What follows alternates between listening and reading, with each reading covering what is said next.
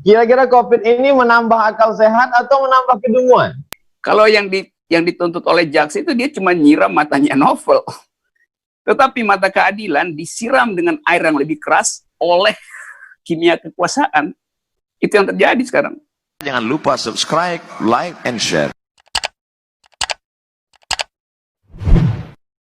Selamat malam, Bung Rocky. Wah, April Somad, Pak Ustadz, enak ketemu. Apa kabar, Bung Rocky? Dipertemukan Sehat? oleh alam semesta ya. Apa kabar? Sehat? Sehat dan enak. Alhamdulillah. Gimana kabar musim COVID ini? COVID itu bagian dari keperluan alam semesta untuk menguji banyak hal, soal kesehatan, soal kenikmatan hidup, soal persaudaraan, solidaritas, dan soal kedunguan kebijakan negara. Itu juga diuji oleh COVID itu. Kira-kira COVID ini menambah akal sehat atau menambah kedunguan? Banyak pejabat yang negatif COVID tapi positif stupid gitu.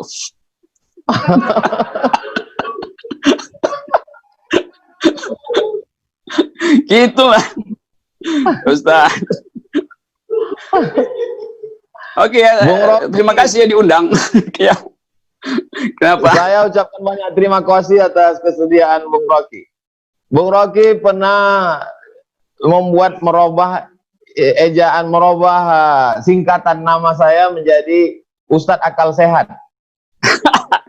Iya, dan sekarang kita bertemu. Itu artinya akal pasti ketemu akal. Dengkul pasti ketemu dengkul gitu. Akal sehat pasti ketemu akal sehat. Akal maling pasti nyari akal maling gitu kan. Dia akan mencari yang sepadan ya. Gitu, oke. Enak saya diundang, terus kita bisa ngobrol apa aja. Apa standar akal sehat bagi Bung Rocky? Standar pertama tidak menipu, tidak deception, tidak mengalihkan isu dengan cari-cari alasan. Itu standar dari akal sehat. Jadi kalau ada orang yang suka buang badan, nggak mau bertanggung jawab terhadap kebijakan, itu pasti akalnya didengkul gitu. Karena dengkul lebih mudah berpindah-pindah tuh kan. Kalau kesenggol kan dengkulnya bisa, tempurungnya bisa pindah. Karena itu akal ditaruh di kepala supaya dia lurus gitu. Bung Gitulah. Rocky, Yes. menonton video Bung Rocky berarti melihat kritik akal sehat. Itu Bung Rocky selama kritik ini ada tekanan, ancaman tidak? Oh iya, banyak juga yang nonton video saya bukan buat lihat akal sehat saya, tapi menunggu saya buat delik lewat video itu. Itu banyak yang menunggu saya kepleset di dalam video lalu diubah jadi delik. Nah, itu bahayanya tuh. Jadi mudah-mudahan Ustadz Somad juga diperlakukan semacam itu. Saya ingin diperlakukan semacam itu. Jadi ada orang yang nunggu delik dari ucapan Ustadz Somad. Karena lebih banyak orang yang mau menunggu delik daripada menunggu akal sehat. Itu sebetulnya problem kita begitu. Penonton buzzer itu lebih banyak. Ya. Mereka yang menunggu delik ini masuk kelompok mana ini? Itu masuk partai buzzer sejahtera itu. Karena mereka jadi sejahtera dengan jadi buzzer gitu. Ngelaporin orang, lalu dapatlah amplop tergantung kualitas buzzer, ada yang tebal, ada yang tipis. Bung Rocky, ketika buzzer memusatkan perhatiannya kepada para cendekiawan, para ulama, lalu kemudian sekarang mulai mengembangkan jaringannya, menghantam sampai ke komika. Apa yang terjadi sebenarnya? Jadi itu pertanda bahwa itu buzzer itu tidak dipersiapkan dengan akal. Kalau buzzernya berakal, dia harusnya tertawa kalau ada komika. Kan fungsi komika membuat kita bahagia. Masa diserang orang membuat bahagia? Itu hidup tanpa komika itu sama dengan hidup tanpa kesehatan jiwa. Jadi justru si buzzer mesti senang karena kritik itu disatirkan oleh komika. Kan itu bagian dari keseharian politik komika tuh. Jadi ini buzzer-buzzer yang memang cuman disuruh aja tuh, dan kebanyakan buzzer kan memang kurang pengetahuan tentang kenikmatan berpolitik. Nah itu mudah sekali untuk nyeruduk si kiri, nyeruduk kanan, mengintai orang itu. Pekerjaan yang paling buruk di dalam hidup manusia itu adalah menjadi buzzer, karena dia sekaligus dungu, sekaligus jadi pengendus, sekaligus jadi budak. Dia jadi budak dari kedunguannya sendiri, kan itu kan bagian yang paling buruk dari manusia, menjadi budak dari kedunguannya sendiri. Wah itu parah tuh, saya nggak tahu tuh Buzzer, apa nanti hukumannya. Buzzer ini ada nggak akalnya, Bung Rocky? Ada, buzzer tuh suka pinjam akal, tapi karena dia pinjam, dia nggak tahu fungsi dari akal itu. Kalau akalnya sendiri kan dia tahu fungsinya. Bisa-bisa dia pinjam akal yang lebih buruk dari akalnya tuh. Itu soalnya si buzzer itu. Kenapa kita ngomongin buzzer ya?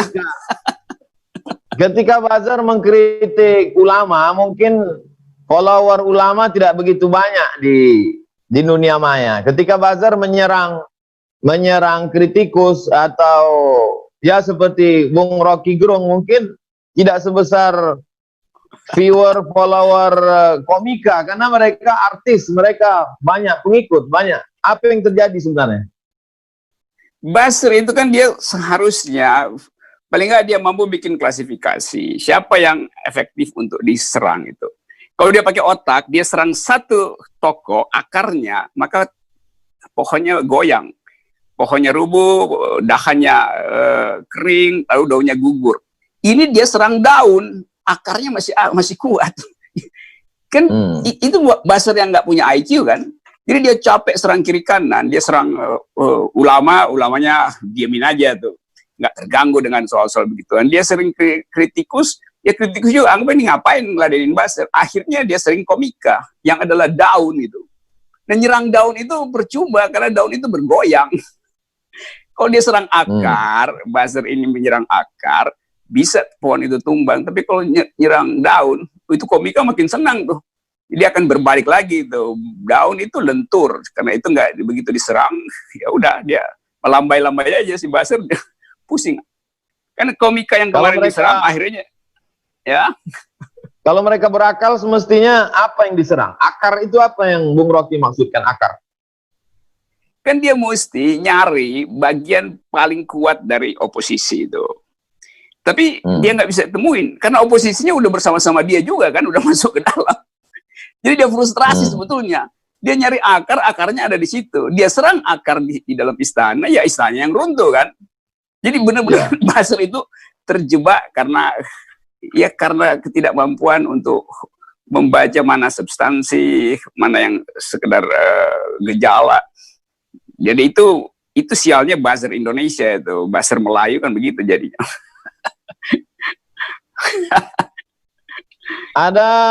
Ada slogan revolusi mental. Sebetulnya yang tepat revolusi mental atau revolusi akal sehat, Bung Rocky?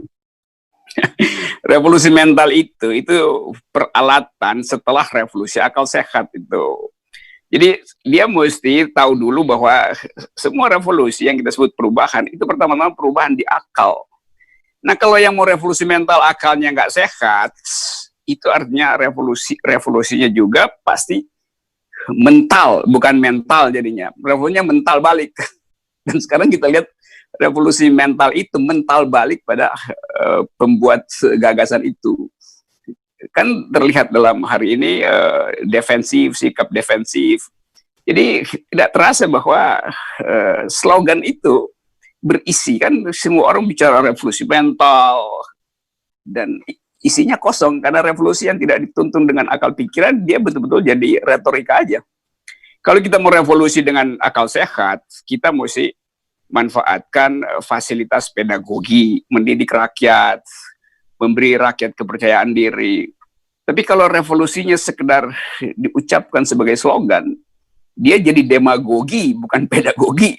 Jadi berbusa-busa ngomong, tetapi point of view-nya tidak ada. Padahal revolusi selalu dituntun oleh paradigm, oleh point of view.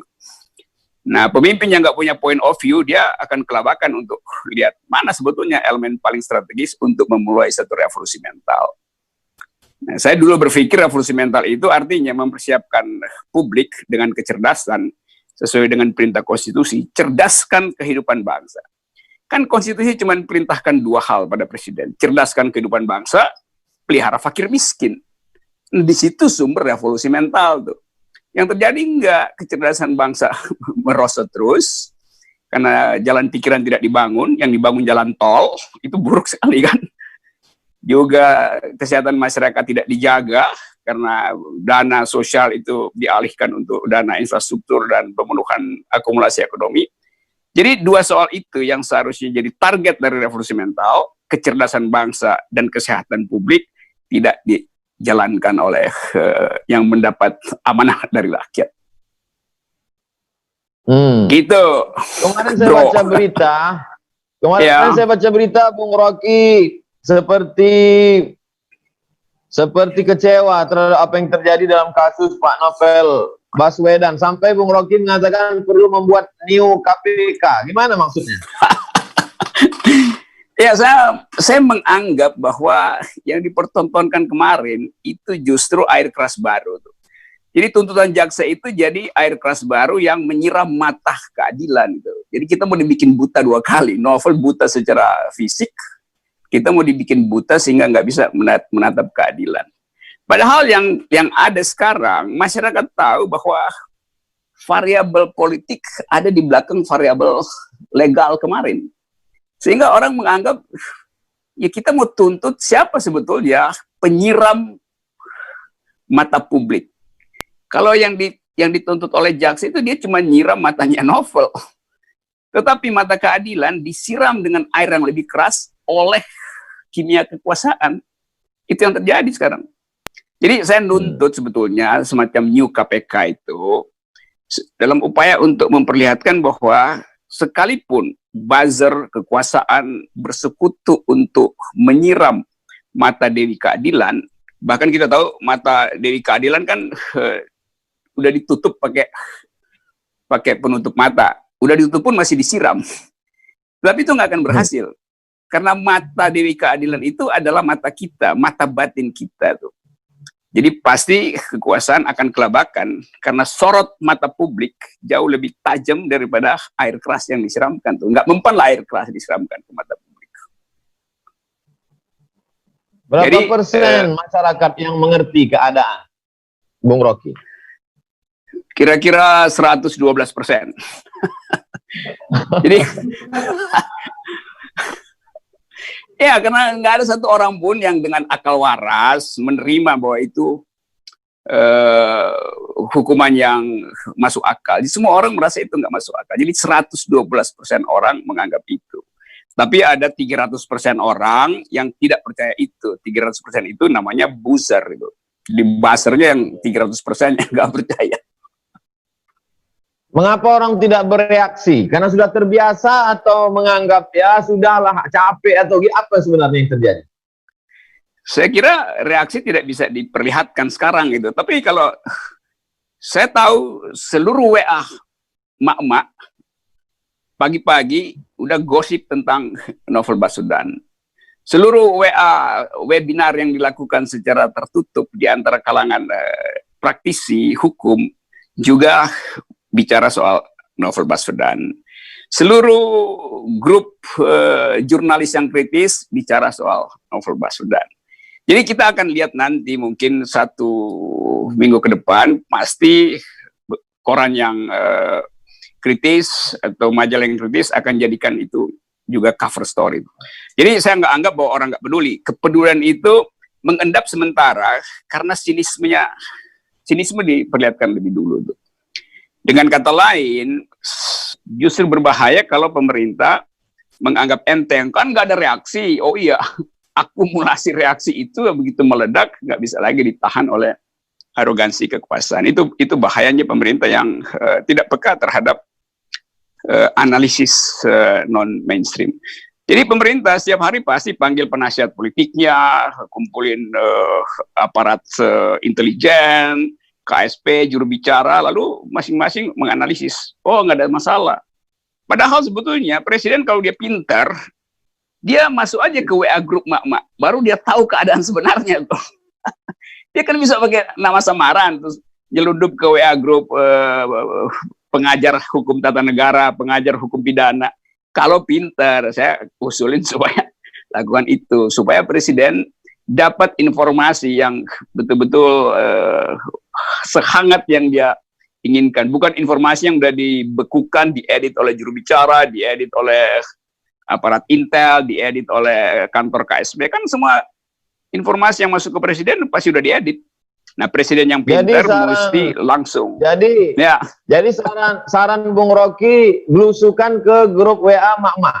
Betul, itu gorong-gorong yang paling berguna hari ini adalah WA Mak-Mak. Presiden coba masuk ke situ tuh. Itu pasti Mereka dia lebih tahu. Jujur ya. Ya. Itulah. Itu Bung Rocky. Bagaimana analisa Bung Rocky kalau di sebuah negeri semua sudah dibungkam. Semua sudah dibungkam. Kira-kira orang yang akan bicara, yang orang akan melawan, kalau perlu semua sudah ditutup. Kira-kira apa yang akan terjadi? Berapa lama bisa terkontrol?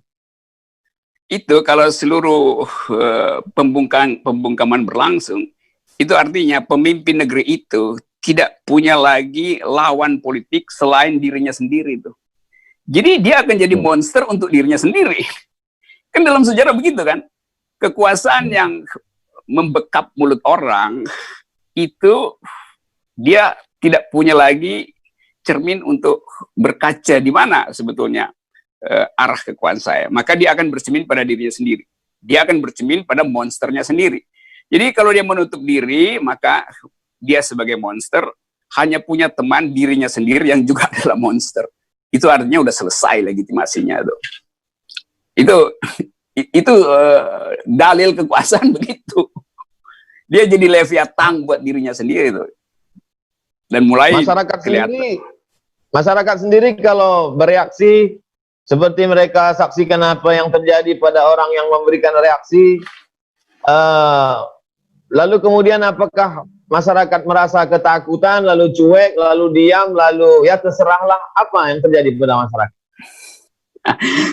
Masyarakat nggak takut, dia nggak takut.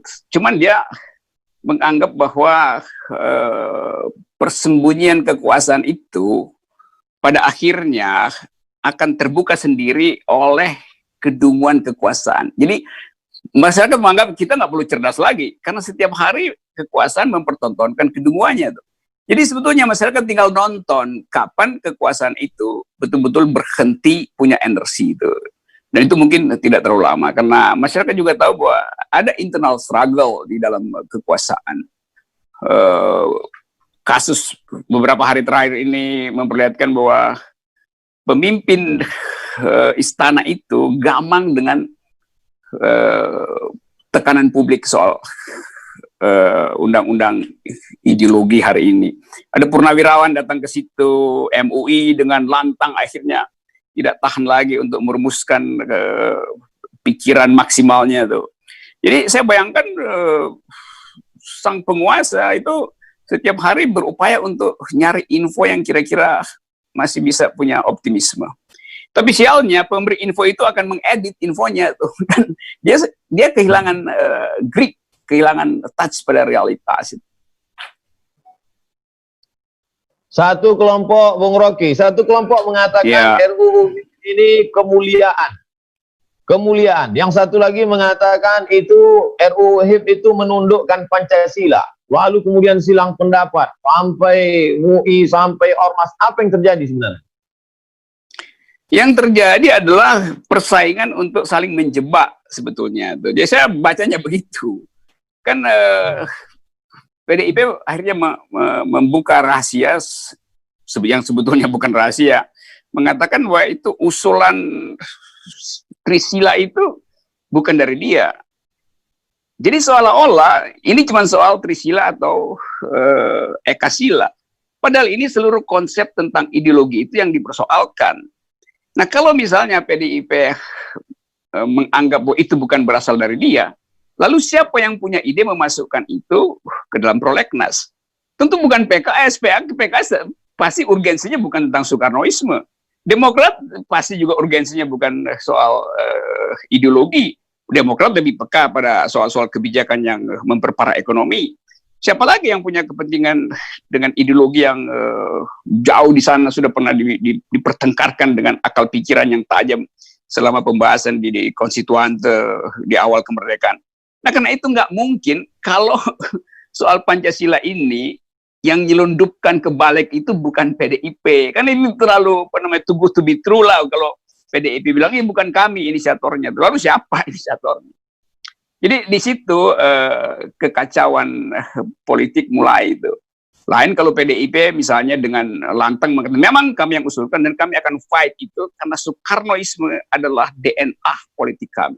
Nah, itu baru hebat. Jadi fight aja kan biasa. Nah, sekarang menghindar tuh. Kenapa menghindar? Ya karena dia baca anginnya berubah arah. Kenapa berubah arah? Ya karena permainan pragmatis di dalam koalisi sendiri. Tentu masing-masing ingin menjebak kan. Nah, sekarang yang terjebak justru PDIP sendiri kan. Kalau memang tidak kuat untuk fight, kenapa diusulkan? Untuk test case saja. Saya kira bukan buat test case. Jadi itu tadinya, ini analisis saya, itu serius mau diajukan dengan perhitungan soal-soal material bisa diselesaikan di bawah meja. Dan pasti Presiden Jokowi sebagai kader PDIP tahu persis. Jadi kalau Presiden Jokowi bilang, ya itu bukan dari pemerintah, itu juga buang badan, itu namanya PSBB, Presiden sedang buang badan. Kalau kalau begitu kan, lalu orang bertanya, lalu Presiden siapa kalau begitu tuh? Jadi ini tipuan-tipuan beginian yang dengan mudah dibaca publik. Bung Rocky tidak ada rasa takut. Tidak pernah ada rasa takut terhadap kekuasaan, kritik, karena kritik itu kan mengerikan.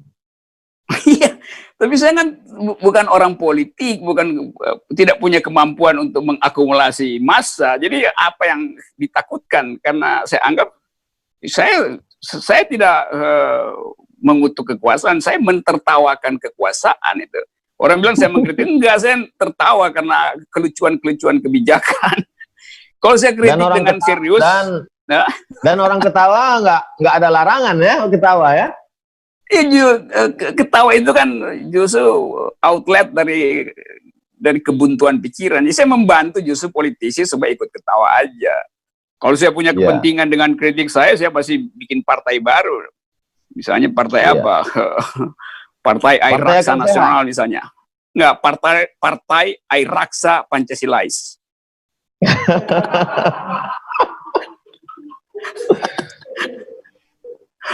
Bung Rocky,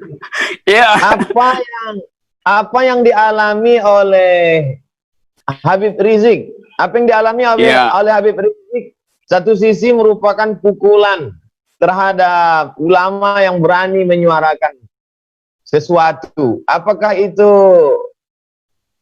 yang dialaminya itu bisa membungkam semua orang tuh berkata?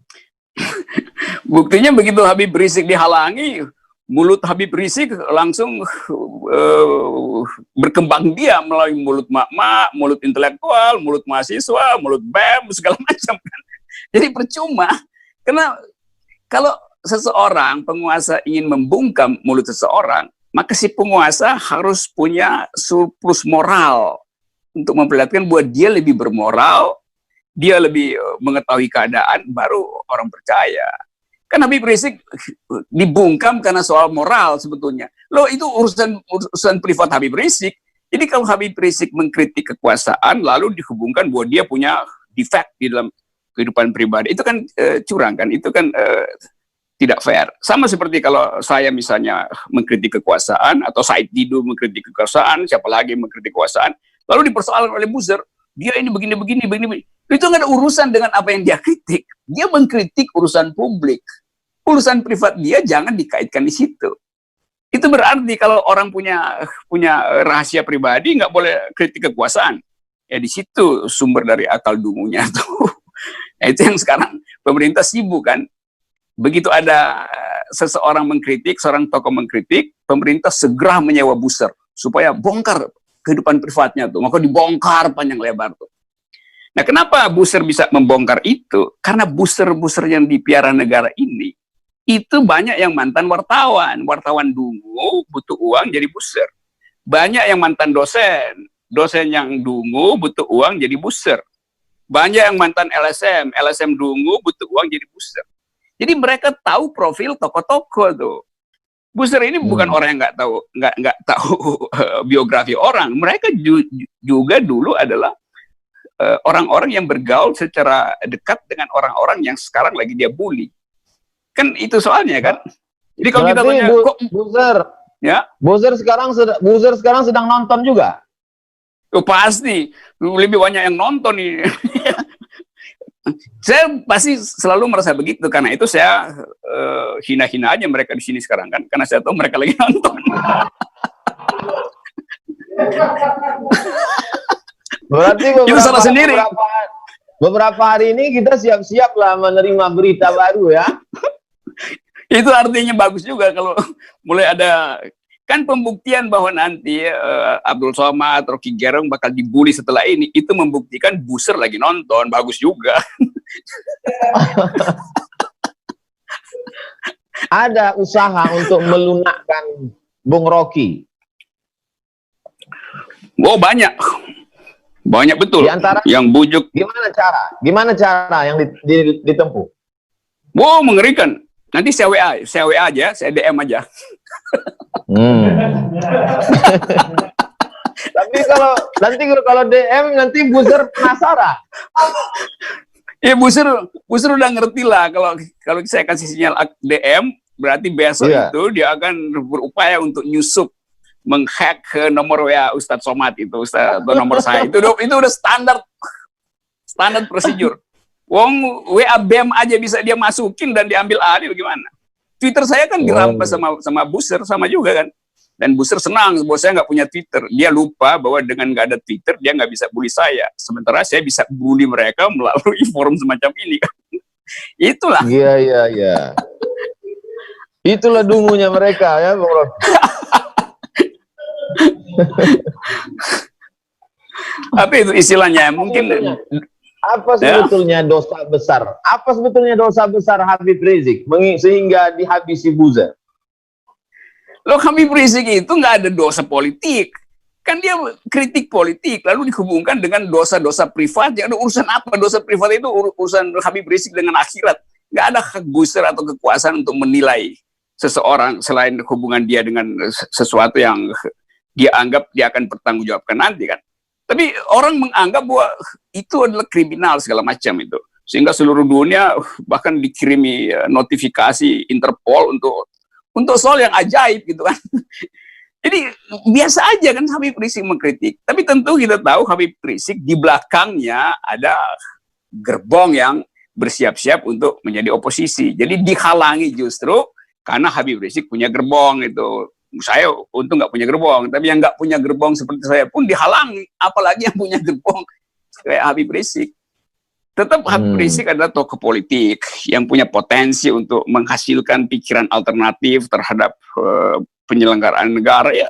Itu hal yang justru mesti dirawat lah sebagai loyal opposition. Karena Habib Rizik nggak angkat senjata untuk menjatuhkan pemerintah. Ya. Apa bahayanya bagi kekuasaan, Bung Rocky? Kekuasaan yang paling dungu itu kekuasaan yang anti pikiran. Saya setiap hari cuma mengucapkan pikiran. Abdul Somad mengucapkan pikiran, Habib Rizik mengucapkan pikiran, Said Didu mengucapkan pikiran, si Ronald Buton mengucapkan pikiran. Nah, kekuasaan yang takut pada pikiran itu kekuasaan yang nggak punya pikiran. Padahal demokrasi itu adalah pemerintahan akal melalui pemerintahan rakyat. Demokrasi itu mengandalkan argumen. Nah, pemerintah itu sensitif terhadap argumen justru. Pemerintah balas dengan sentimen. Kalau kita mau berdebat, kita pasang argumen secara setara. Jangan saya pakai argumen, yang sana pakai sentimen. Lalu mulai mengeksploitasi keburukan-keburukan orang yang tidak argumentatif. Begitulah watak kekuasaan sekarang semacam itu. Anti argumen, tapi doyan dengan sentimen. Itu ajaib.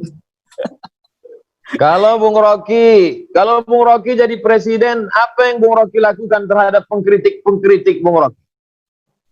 Hari pertama saya beliin empek-empek mereka. supaya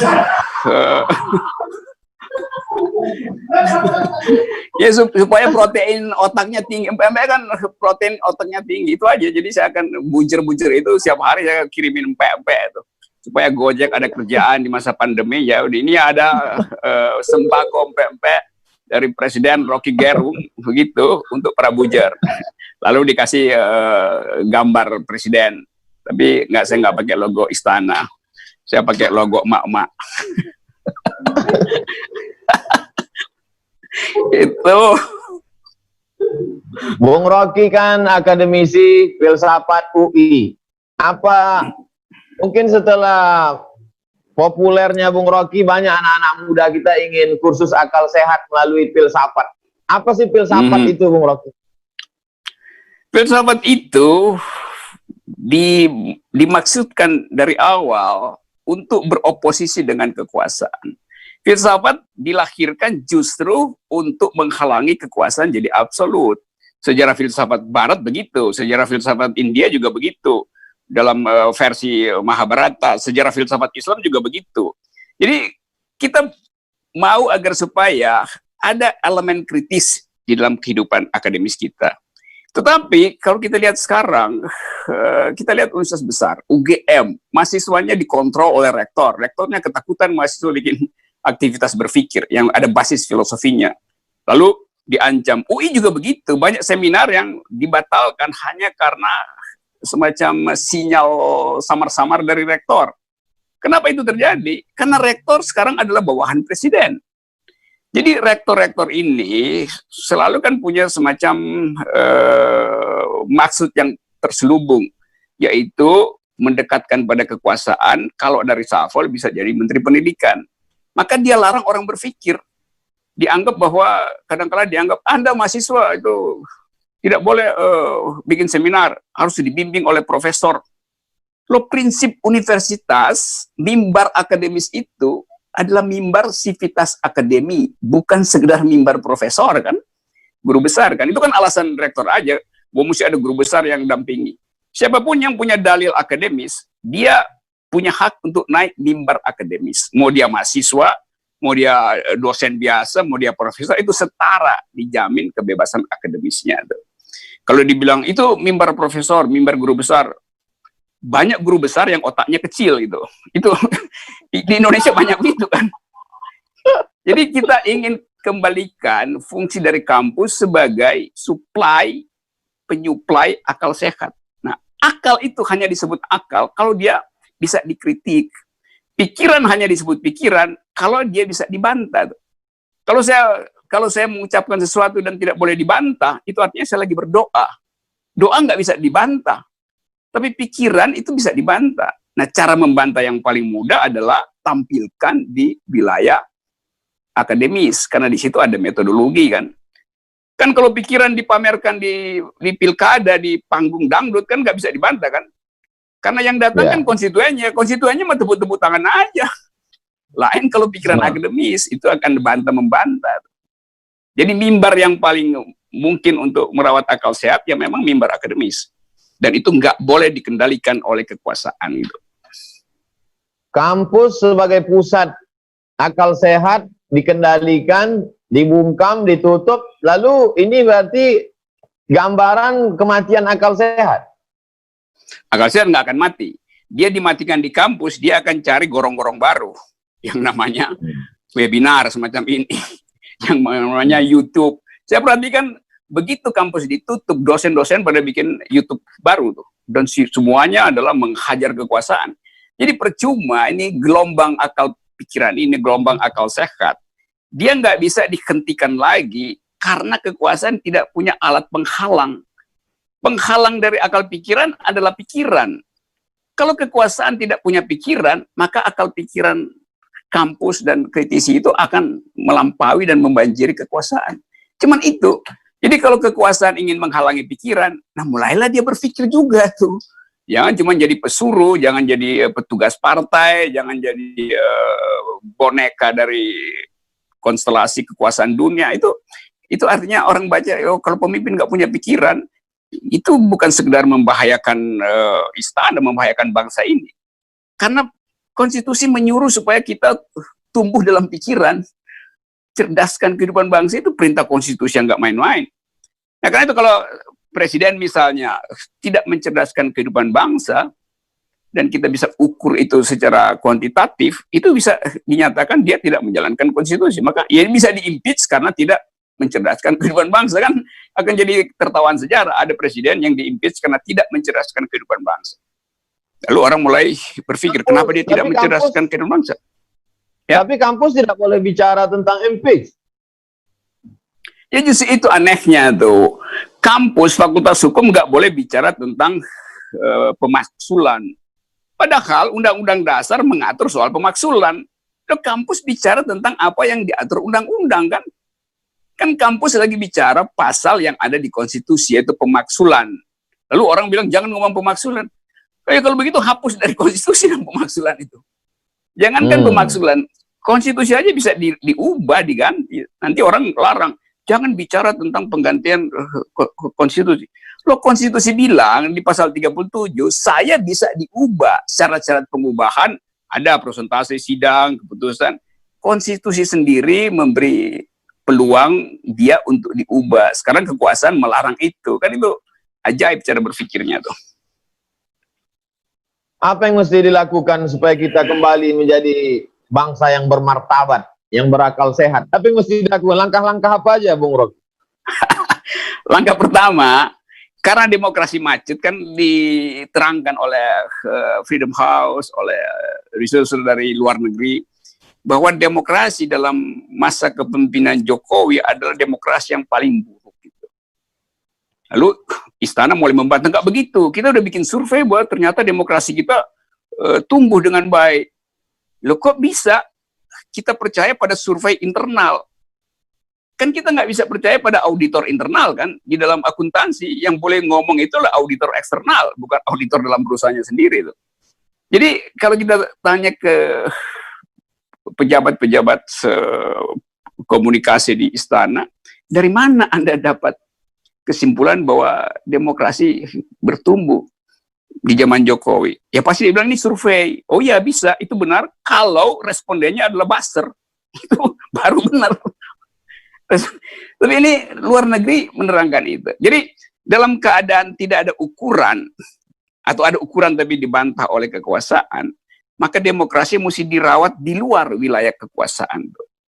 Itu yang disebut sebagai, dulu ada istilah parallel polis, waktu Eropa Timur mengalami transisi ke demokrasi di bawah pimpinan Václav Havel. Václav Havel menerbitkan yang dulu disebut pamflet samizdat itu di bawah tanah, atau Ayatollah Khomeini memproduksi kaset-kaset revolusi tentang keadilan lalu diselundupkan masuk ke dalam publik Iran pada waktu itu. Itu yang disebut sebagai paralel politik. Jadi politik yang membayang-bayangi politik kekuasaan. Nah sekarang di kita apa? Di mana letak politik pembayang-bayangan itu? Ya di dalam pembicaraan publik yang diam-diam yang tidak terdeteksi lagi oleh kekuasaan. Di dalam politik mak-mak yang setiap hari begitu mulai ber-WA, mulai bergosip tentang kekuasaan. Jadi itu yang akan terjadi sebetulnya. Nah kita perkuat itu aja. Karena itu juga jaringan demokrasi yang baik. Kita nggak percaya lagi statistik pemerintah, nanti tiba-tiba ada menteri atau menko datang dengan gagah perkasa di depan podium menerangkan keadaan, nggak ada yang percaya. Karena aura keadilan itu udah hilang. Mulai dari soal pemilu yang diselenggarakan dengan cara yang tidak adil dan tidak jujur, keputusan yang dibuat malam hari, semua itu menimbulkan satu kesimpulan bahwa kekuasaan itu sedang menyembunyikan kejahatan. Jadi kita nggak bisa lagi tutup itu. Saya berupaya untuk berpikir terbalik, tapi akhirnya kita tahu bahwa ada akal sehat publik yang nggak bisa dikoordinasikan lagi, sehingga dia akan punya cara sendiri untuk mencari outlet. Yang bahaya kalau outlet itu akhirnya tumbuh menjadi rasisme, tumbuh menjadi konflik horizontal. Nah itu bahayanya tuh. Kita sebagai orang yang berupaya untuk merawat opini publik, Pak Abdul Somad, saya, mereka yang sekarang lagi persekusi, selalu berupaya menjaga jangan sampai keresahan publik ini, social unrest ini tumpah menjadi pertengkaran primordial. Itu bahayanya tuh. Kalau pertengkaran politik itu biasa, tapi kalau pertengkaran primordial, dia akan dieksploitasi oleh para penunggang kekuasaan, baik dalam negeri maupun luar negeri. Itu saya kira itu poin bijak yang bisa kita sampaikan pada publik. Bung Rocky, kita ada waktu sekitar 7 menit lagi karena saya janji dengan Bung Rocky tepat pukul 10 dialog kita berakhir. Okay. Saya ada pertanyaan yang cukup serius, Bung Rocky. Oke. Apa sih rasanya jadi dosen Dian Sastro? Ini pertanyaan yang paling membahagiakan karena diucapkan oleh seorang ustadz. Kalau wartawan gampang. Pertanyaan saya, mengapa pertanyaan itu harus dikhususkan ditanyakan oleh Ustadz Abdul Somad? Oke, Dian, ya orang selalu tanya itu kenapa, apa yang spesifik pada Dian Sastro? Enggak ada yang spesifik sebetulnya. Cuman pada waktu itu Dian Sastro itu public figure, orang yang dikenal di semua stasiun TV, semua mata kamera selalu membuntuti dia. Lalu dia masuk departemen filsafat. Saya kebetulan ngajar di situ waktu dia masuk. Saya tahu perkembangan intelektualnya tuh. Waktu dia mau bikin skripsi, dia minta saya pembimbingnya. Saya bilang minta izin pada ketua departemen supaya nggak ada gosip gitu, favoritisme. Ketua departemen bilang, oke, maka saya bimbing skripsi dia. Tuh. Selama pembimbingan, ya karena dia public figure, ya udah pasti macam-macam perspektif ada. Kemudian masuk hari ujian itu. Ini saya mau terangkan supaya orang juga bisa belajar dari event semacam ini. Waktu masuk ujian, biasanya di UI, pembimbing itu memberi nilai. Nah, pembimbing biasanya memberi nilai yang bagus supaya bimbingannya lulus kan. Yang kedua, ujian itu tertutup. Hanya beberapa dosen yang ada di situ yang boleh ikut. Nah, saya merasa, oke, ini banyak isu, maka saya bilang, oke, saya mau lawan ketentuan di UI. Saya bilang, ujian akan terbuka, semua orang boleh nonton pembelaan skripsinya Dian Sastro. Bahkan pers boleh datang. Mahasiswa boleh datang, semua dosen. Itu pertama kali saya terobos aturan itu. Karena saya mau bilang, harus fair. Kalau dia nggak bisa jawab, dia akan diolok-olok oleh satu kampus UI itu. Lain kalau tertutup kan bisa saling membahagiakan. Saya bilang, buka aja. Benar, jadi itu dibuka. Lalu saya bilang ke Dian dan pada pimpinan Departemen Filsafat, saya bilang, saya pembimbingnya, tapi saya nggak akan kasih nilai. Jadi silahkan kalian kasih nilai. Kalau dia memang bodoh, kasih dia nilai D. Kalau dia pintar, kasih dia A. Tuh. Akhirnya, itu disepakati. Itu pertama kali pembimbing tidak kasih nilai. Supaya fair gitu. Kalau kasih nilai, siapa sih akan lulus. Itu saya nggak kasih nilai. Saya bilang pada Dian, Anda harus fight sendiri dengan argumen. Hasilnya apa? Sidang terbuka, saya tidak kasih nilai, Dian Sastro dapat A. Jadi saya bilang, kalau orangnya pintar, lihat aja kepintarannya, jangan ditambah-tambah dengan variabel keartisan, favoritisme, cantik, segala macam, itu nggak ada urusan. Jadi otak hanya bernilai otak, itu poinnya tuh. Dalam politik juga harusnya begitu tuh. Gitu. Jawabannya luar biasa. Bung Rocky, ada masanya berbunga, ada masanya harum semerbak, tapi kemudian ada masanya layu dan kemudian mati. Bagaimana orang filsafat melihat kematian? Kematian itu, orang filsafat nggak bisa melihat kematian. Karena orang filsafat menganggap, ya kematian itu adalah sama misterinya dengan kehidupan. Ada filsafat Epicurus bikin poin bahwa waktu kita hidup, kita tidak mati. Waktu kita mati, kita tidak hidup. Jadi itu dua kualitas yang tidak perlu diperbandingkan sebetulnya. Agama punya point of view yang lain bahwa kematian itu adalah penundaan dari harapan sebetulnya. Harapan itu hanya bisa kita peroleh dengan melewati fase kematian itu. Jadi ada politics of hope di dalam kematian itu. Kehidupan itu ada politics of memory. Memori kita coba hentikan supaya kita punya hope. Tapi sebetulnya kalau di dalam ilmu pengetahuan yang lebih positivistik, ya menanyakan kematian itu tidak layak ditanyakan pada orang hidup gitu. Sebetulnya kan, jalan pikirannya kan. Jadi sama misalnya kalau orang bertanya, Pak Rocky, kita mau seminar, kami panitia butuh biodata Pak Rocky. Saya bilang biodata. Biodata itu kan baru lengkap ketika orang meninggal. Kalau orangnya masih hidup, biodatanya masih bertumbuh. Jadi ngapain minta biodata ke saya yang masih bernapas? Begitu saya tulis, 1 menit saya email, biodata saya berubah. Karena saya diundang ngomong dengan Ustadz Somad. Kan saya nggak bisa tuliskan pada waktu sekarang kan, bahwa biodata saya bicara dengan seorang Ustadz rohaniawan, Yunto, public critics, yang berakal sehat. Saya nggak bisa tambahin di situ karena masih berlangsung.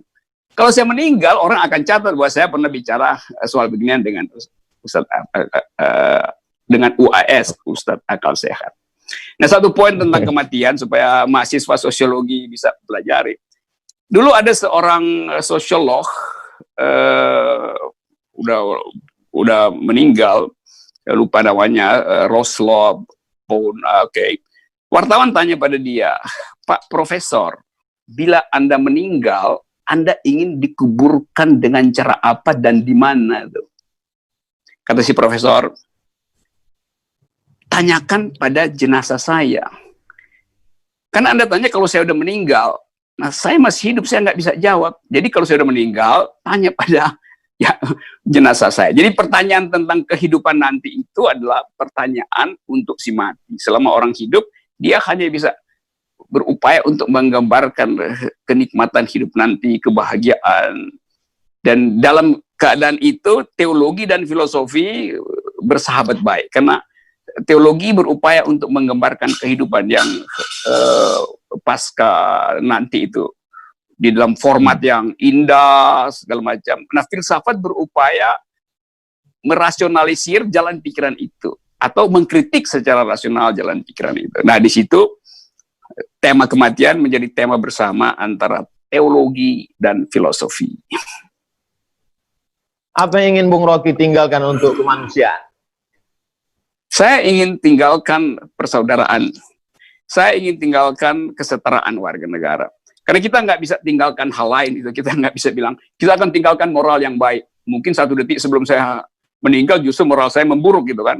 Saya tidak bisa tinggalkan materi segala macam. Jadi saya hanya bisa mengatakan bahwa persaudaraan, persahabatan itu adalah nilai terbaik di dalam kehidupan yang sekuler hari ini. Kehidupan yang di dunia tuh. Kehidupan setelah kehidupan sekulum adalah kehidupan yang setiap orang punya imajinasinya sendiri tuh. Jadi sebagai orang publik kita hanya bisa bicara tentang kepublikan manusia. Di dalam komunitas agama kita akan saling mendoakan. Di dalam komunitas religius kita berupaya supaya ada sahabat kita tiba dengan tanpa cacat di pintu surga.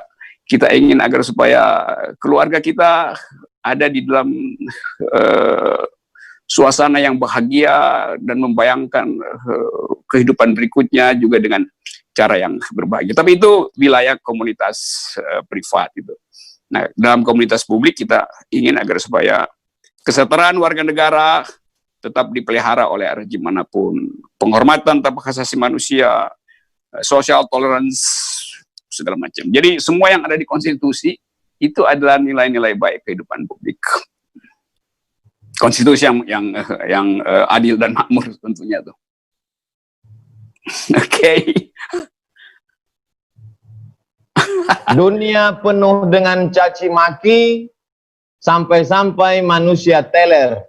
Senang berteman dengan Bung Rocky, bersama-sama kita hadapi Buzer. Wah, no Somad, no hikmat.